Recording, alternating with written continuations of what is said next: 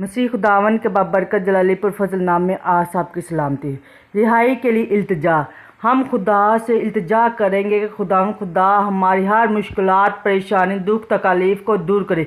अगर आप किसी मुश्किलात, परेशानी, बीमारी में जट तो फिर आप ईमान रख के मेरे साथ दुआ करें तो आप हर बीमारी, हर परेशानी, दुख, तकलीफ से आज़ाद हो जाएंगे।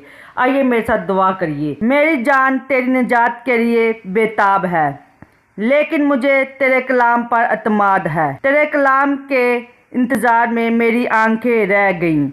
मैं यही कहता रहा कि तू मुझे कब तसल्ली देगा। मैं उस मुस्किरा की मानद हो गया जो दुए में हो, तो भी मैं तेरे आइन को नहीं भूलता। तेरे बंदा के दिन ही कितने हैं, तू मेरे सिखाने वालों पर कब फतह देगा। मगरूरों ने जो तेरी शरीयत के पैरोकार नहीं, मेरे लिए गड़े खोदे हैं। तेरे सब फरमान बरहक है, वो नाहक मुझे सताते हैं। तू मेरी मदद कर। उन्होंने मुझे जमीन पर से फना कर ही डाला था, लेकिन मैंने तेरे कवानीन को तर्क ना किया। तू मुझे अपनी शफकत के मुताबिक जिंदा कर, तो मैं तेरे मुंह की शहादत को मानूंगा। खुदावन के पाक कलाम पढ़े जान पर खुदावन की बरकत, खुदावन का शुक्र हो। आमीन।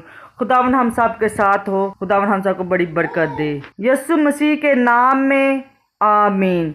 खुदावन उन सब बहन भाइयों को रिहाई बख्शे जो इस वक्त परेशानी, मुश्किलात है। खुदा बाप, हम तेरे बेटे यीशु के नाम से ये दुआ करते हैं कि जो इस वक्त बीमारी की हालत में या दुख तकलीफ की हालत में झगड़े हुए हैं, वो रिहाई पाए।